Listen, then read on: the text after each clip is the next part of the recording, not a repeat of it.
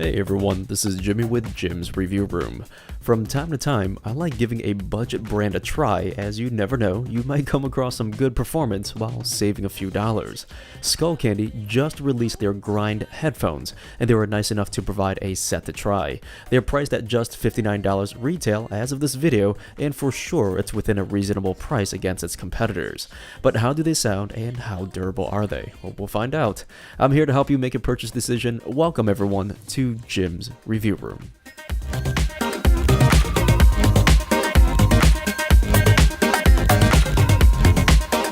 The concept or the idea of these Grind headphones reminds me of the Sennheiser Momentums I had just reviewed, not necessarily in looks, but in how they function. The band up top has faux leather that's stitched on either side, while the inner band has a nylon mesh fabric with light foam cushions. Now more on my comfort test a little bit later. Now going down the band here are metal arms that goes down into the ear cup themselves, and then each ear cup is transparent, and you'll find this on the black and the white Grind headphones, while the other colors offers a closed back.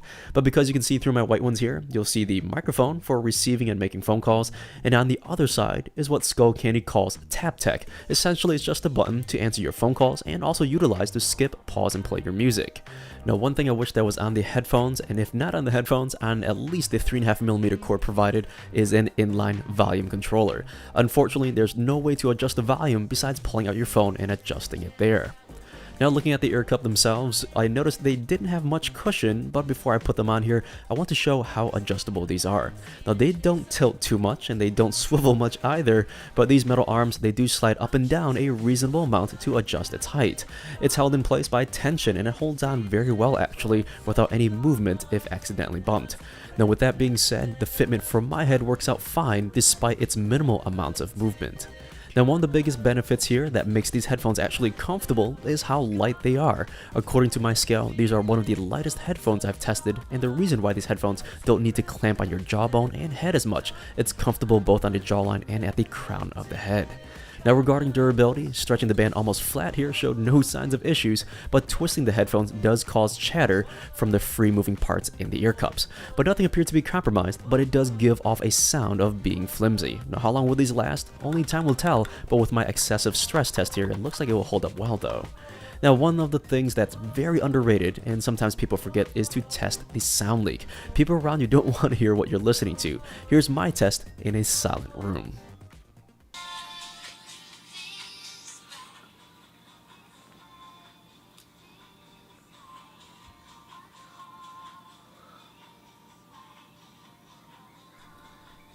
So with all that being tested, how's the sound in general for a pair of headphones costing just $60?